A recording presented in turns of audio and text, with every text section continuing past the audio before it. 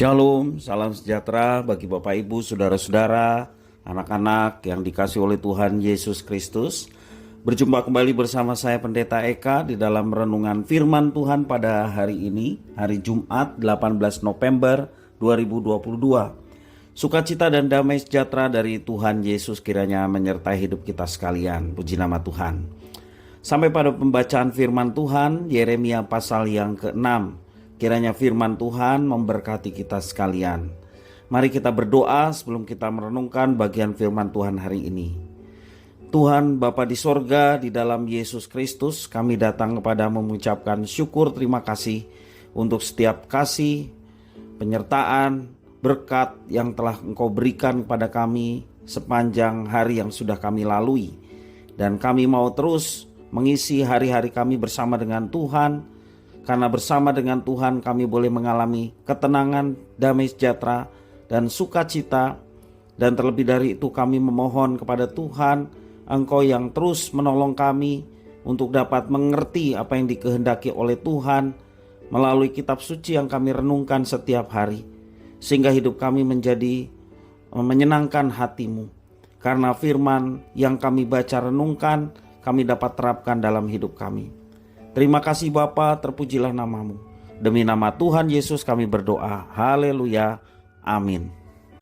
Yeremia pasal 6 ayat 1-21. Demikian firman Tuhan. Larilah mengungsi hai orang-orang Benyamin dari tengah-tengah Yerusalem. Tiuplah sangkakala di Tekoa dan naiklah asap sebagai tanda di atas Bet-Kerem. Sebab malapetaka telah mengintai dari utara, yakni suatu kehancuran besar.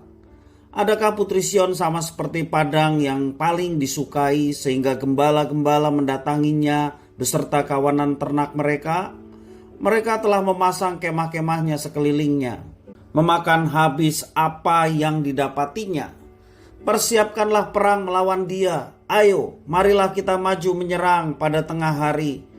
Celakalah kita sebab matahari sudah lingsir, bayang-bayang senja hari sudah memanjang.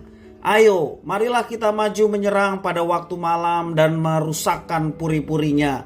Sebab beginilah firman Tuhan semesta alam, tebanglah pohon-pohonnya dan timbunlah tanah menjadi tembok terhadap Yerusalem. Itulah kota yang harus dihukum, hanya penindasan saja di dalamnya. Seperti mata air meluapkan airnya, demikianlah kota itu meluapkan kejahatannya. Kekerasan dan aniaya terdengar di dalamnya, luka dan pukulan selalu ada kulihat. Terimalah penghajaran hai Yerusalem, supaya aku jangan menarik diri daripadamu, supaya aku jangan membuat engkau sunyi sepi menjadi negeri yang tak berpenduduk. Beginilah firman Tuhan semesta alam. Petiklah habis-habisan sisa-sisa orang Israel seperti pokok anggur dipetik habis-habisan. Kembalilah seperti pemetik buah anggur dengan tanganmu mencari-cari buah pada ranting-rantingnya. Kepada siapakah aku harus berbicara dan bersaksi supaya mereka mau memperhatikan? Sungguh telinga mereka tidak bersunat, mereka tidak dapat mendengar. Sungguh firman Tuhan menjadi cemoohan bagi mereka, mereka tidak menyukainya. Tetapi aku penuh dengan kehangatan murka Tuhan. Aku telah payah menahannya, harus menumpahkannya kepada bayi di jalan dan kepada kumpulan teruna bersama-sama. Sesungguhnya baik laki-laki maupun perempuan akan ditangkap, baik orang yang tua maupun orang yang sudah lanjut usianya. Rumah-rumah mereka akan beralih kepada orang lain bersama ladang-ladang dan istri-istri mereka. Sesungguhnya aku mengacungkan tanganku melawan penduduk negeri ini. Demikianlah firman Tuhan. Sesungguhnya dari yang kecil sampai yang besar di antara mereka, semuanya mengejar untung. Baik nabi maupun imam semuanya melakukan tipu. Mereka mengobati luka umatku dengan memandangnya ringan, katanya. Damai sejahtera, tetapi tidak ada damai sejahtera. Seharusnya mereka merasa malu, sebab mereka melakukan kejijikan. Tetapi mereka sama sekali tidak merasa malu dan tidak kenal noda mereka. Sebab itu mereka akan rebah di antara orang-orang rebah. Mereka akan tersandung jatuh pada waktu aku menghukum mereka, firman Tuhan. Beginilah firman Tuhan, ambillah tempatmu di jalan-jalan dan lihatlah, tanyakanlah jalan-jalan yang dahulu kala. Di manakah jalan yang baik? Tempuhlah itu. Dengan demikian jiwamu mendapat ketenangan. Tetapi mereka berkata, kami tidak mau menempuhnya. Juga aku mengangkat atas mereka penjaga-penjaga. Firmanku, perhatikanlah bunyi sangkakala. Tetapi mereka berkata, kami tidak mau memperhatikannya. Sebab itu dengarlah, hai bangsa-bangsa, dan ketahuilah, hai jemaat, apa yang akan terjadi atas mereka. Dengarlah, hai bumi, sungguh ke atas bangsa ini aku akan mendatangkan malapetaka akibat dari rancangan-rancangan mereka. Sebab mereka tidak memperhatikan perkataan-perkataanku dan menolak pengajaranku. Apakah gunanya bagiku kamu bawa kemenyan dari Sheba dan tebu yang baik dari negeri yang jauh? Aku tidak berkenan kepada korban-korban bakaranmu dan korban-korban sembelihanmu, tidak menyenangkan hatiku. Sebab itu beginilah firman Tuhan, sungguh aku akan menaruh batu sandungan di depan bangsa ini, supaya mereka jatuh tersandung oleh karenanya. Bapak-bapak serta dengan anak-anak, tetangga dan temannya, semuanya akan binasa. Itulah nubuatan Yeremia terhadap Yerusalem. Bapak ibu saudara-saudara yang dikasihi oleh Tuhan, ada pepatah yang mengatakan lebih baik terlambat daripada tidak sama sekali. Nasihat itu seringkali digunakan bila mana kita mengalami sesuatu yang pada awalnya terasa kurang menyenangkan, tetapi kemudian memberi kita suatu pandangan kehidupan yang mencerahkan, sehingga kita tetap menjalankannya. Lebih baik terlambat daripada tidak sama sekali.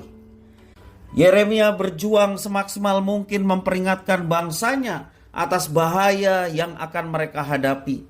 Yeremia melihat bahwa bahaya itu semakin lama semakin dekat di depan mata.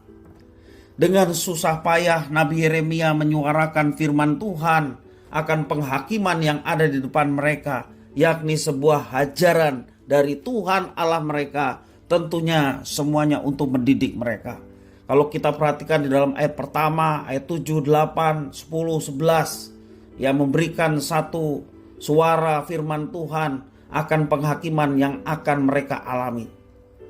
Berita penghiburan dan penguatan sudah diberikan beberapa kali, tetapi ditanggapi dengan sinis, bahkan serta-merta ditolak oleh bangsa itu. Maka dari itu Tuhan Allah memandang perlu untuk mendisiplin mereka dan menjatuhkan hukuman atas umat yang sesungguhnya sangat-sangat dikasihi oleh Tuhan. Hukuman dijatuhkan sebagai satu pelajaran untuk mengingatkan mereka akan Tuhan yang telah menyatakan janjinya kepada mereka. Hal itu dilakukan supaya mereka memandang serius bagaimana ibadah kepada Tuhan, ibadah yang bermakna di hadapannya. Selain itu, hukuman merupakan cara untuk menyaring mereka yang hidup taat kepada Tuhan. Dan dengan demikian, penderitaan dan malapetaka bisa menjadi pelantang suara Tuhan untuk memanggil umatnya kembali kepadanya. Bapak ibu saudara-saudara yang dikasihi oleh Tuhan, nubuatan Nabi Yeremia mengajak umat untuk menghargai dan menerima didikan dari Tuhan. Secara tersirat, seperti orang tua yang sedang mendidik anak-anaknya. Makna teologis dari penghukuman dan pendisiplinan yang diberikan Tuhan dan dialami oleh orang-orang Israel, secara teologis bermakna bagi kita orang-orang percaya. Orang-orang percaya juga tidak terlepas dari gambaran relasi orang tua dan anak-anak. Ada makna yang menekankan tentang relasi Allah sebagai Bapa dan umat yang dikasihnya sebagai anak-anaknya. Baik Israel maupun gereja Tuhan, ada hubungan relasi Allah dan umatnya seperti Bapa dan anak-anaknya. Didikan yang diberikan Tuhan bertujuan untuk menghasilkan buah kebenaran yang memberikan damai kepada mereka yang dilatih melalui disiplin dan didikan dari Tuhan. Ada kasih dalam setiap pendisiplinan dari Tuhan. Ada anugerah yang senantiasa disiapkan dalam setiap perjalanan kehidupan. Tuhan Allah yang mengasihi umatnya, Dia selalu hadir dalam setiap waktu kehidupan umatnya. Karena itu, Bapak Ibu Saudara-saudara yang dikasihi oleh Tuhan, mari kita senantiasa terus bersandar kepadanya. Ketika kita diingatkan oleh kebenaran firman Tuhan, kita bersyukur karena kasih-Nya mengingatkan kita. Ketika kita bahkan didisiplin oleh Tuhan, bersyukurlah karena itu bentuk pendisiplinan dari Tuhan supaya kita kembali kepadanya dan tidak hidup terus di dalam dosa dan pelanggaran seperti yang telah Tuhan ingatkan. Bersyukurlah ketika kita diingatkan, bersyukurlah ketika kita disiplin, karena itu wujud kasih Tuhan kepada umat yang dikasihinya. Respon kita adalah bertobat dan kembali kepadanya, hidup seturut dengan kehendaknya, maka kita akan mengalami penyertaan, mengalami berkat, bahkan mujizat akan dinyatakan kepada setiap orang yang kembali, bertobat, dan mau hidup untuk Tuhan. Kiranya firman Tuhan memberkati kita. Tuhan Bapa di sorga, terima kasih atas firman Tuhan. Mampukan kami untuk menjadi orang yang peka terhadap didikan Tuhan, sehingga kami tidak melalui kehidupan yang sia-sia dan terus larut di dalamnya. Tetapi kami mau hidup berkenan kepada Tuhan, karena kami selalu memasang telinga dan hati kami untuk kebenaran firman Tuhan dan sedia untuk menerapkannya itu dalam hidup kami. Terima kasih Bapa atas firman-Mu. Demi nama Tuhan kami Yesus Kristus, Tuhan dan Juru Selamat, doa ini kami naikkan dengan penuh ucapan syukur. Haleluya. Amin.